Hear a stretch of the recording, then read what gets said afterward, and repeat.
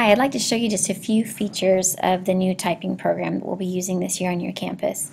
First, I'm going to show you what it will look like for the students. So for your students to quickly access this site, they just need to log into your school's webpage. Actually, they don't have to log in, they just need to navigate to your school's webpage.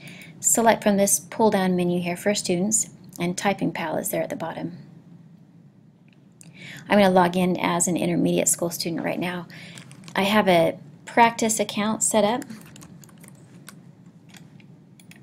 So again, I'll just log in as this practice student. Now that I'm logged in, I can see these options here that I can go to. There's 3 buttons here to choose from, and then I have these tabs up at the top as well. I'll start out here on Are You New? Click here. I believe this will be an area that you'll want to start out with. It just shows a few key steps that you would want to implement in your classroom to be successful with typing. So these would be things that I would use as a teacher, screens I would pull up and then have a little discussion with my students. And I won't take the time to go through all of these steps, but again, these are conversations that I think you need to have at the beginning of the year if you have time. As you can see, there are 7 steps there on that first little lesson. I'm going to hit back and I'll go back to my Home tab at the top. Okay, so we just looked at that tab. If I wanted to change my preferences, I would select this tab. When you get into the typing program, there's a little character that somewhat interacts with the students as they go along, and this is where the students could choose which character they wanted to interact with. Other than that, there's really no reason for them to go to this setting. Initially, when your students log in on day-to-day basis, they would go here into My Course. Either go into My Course or Learn. Both of these tabs will get them to the same place. So I'll go ahead and start my lesson for the day. When I first log in, these are some things for me to point out to you. These are the 7 steps that we looked at initially. Then this initial test that I go to, it's not required that you do this with your students, and it is somewhat difficult. There's 3 paragraphs that your students would need to type. Know that once you have taken the initial test, you cannot go back and take it again. So that's something as a grade level you would probably decide whether or not you're going to give that initial test. I can see its benefit, so you could show progress at the end. So just know that it is about 3 paragraphs that your students will be required to take if they take that initial step, or that initial test. So this little tab shows my progress that I've taken. You can see that as a new student, I just started on step 1. See how on step 2 these apples are grayed out. One of the features of Typing Pal is I can't skip around to any level that I want. I have to go in this sequential order. Notice how these apples have been partially eaten. That means that I've completed these steps.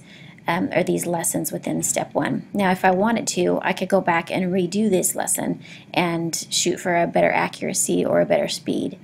This shows that I'm ready for this lesson, S and L, in step 1. So to enter that lesson, I just click on the apple. It reminds me of my goal, 80% accuracy, and my goal is to get it 7 words per minute. It reminds me to put my hands on home row. As a teacher, I can alter this right here. It doesn't have to be 7 words per minute. I'm going to go ahead and hit next, and I will start my lesson. When I make mistakes, it'll have a little sound effect that you'll hear here in a minute. So as a teacher, you might want to think about having headphones available when a student is doing their lesson.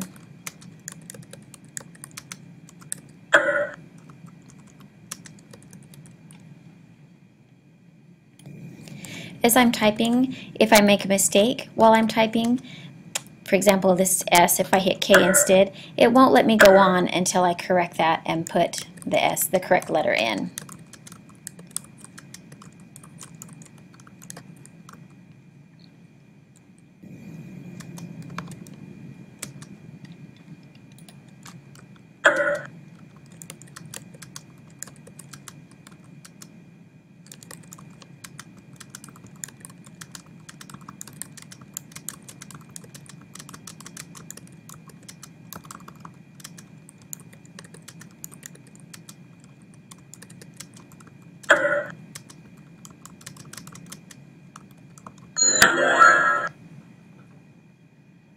Thanks for being patient there while I finish that lesson. You can see each time a child finishes a lesson, it tells how many mistakes they made, reminds them of what our goal was, tells them how many words per minute. I have the option to do the exercise again or just go back to the list to choose from a different lesson. Now I can see that that apple has been partially eaten, and so I'm ready for this next lesson in step 1. As I scroll down here, you can see how many steps are available.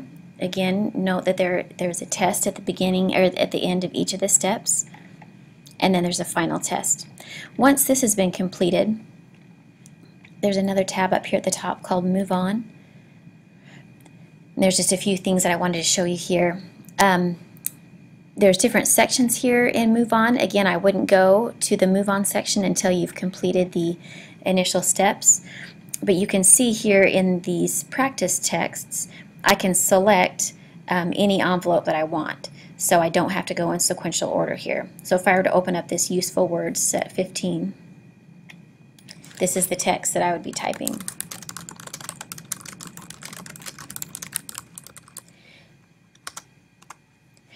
It looks like these are just high frequency words or good letter combinations, and it reminds me again of my my results. It gives me my results reminding me of what my goals were. So you can see that I've selected this. I've opened these 3 envelopes here. Something else to point out is there's a way as a teacher that you can go in and create your own practice texts for your students to use. So for example, you could create some lessons with using text regarding your PBS lessons that you're giving in class, or you could take some, copy and paste some text from your nonfiction reading that you want your students to do, and they could come here and practice typing that text. So that could help your typing lesson become a little more meaningful. When you create your own text, they will show up down here at the bottom after the other sections that are offered through Typing Pal. Notice here also in the Move On tab there's a Games section, and the games appear to be tied with the level that you're at with typing. So these would be things to show your students after they've got their work done,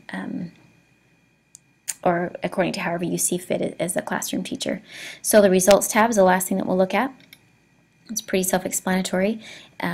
It's telling me as the student where my problems lie. I can select speed. It's going to give me a brief summary telling me that I struggle with my FS, K, and J. And then my Log tab gives me a summary of how much time I spent in each lesson and my speed and accuracy. So this would be something good for discussions when you as a teacher want to sit down and talk with your student about how they're doing in the typing program. And that's, in a nutshell, basically what this little program will look like for your students when they log in from day to day. Their username will be CP lunch number, and their password is CP lunch number if they are a Central Park student. If they're an intermediate student, their username and password is IS lunch number, IS lunch number. Contact me if you have any problems with it.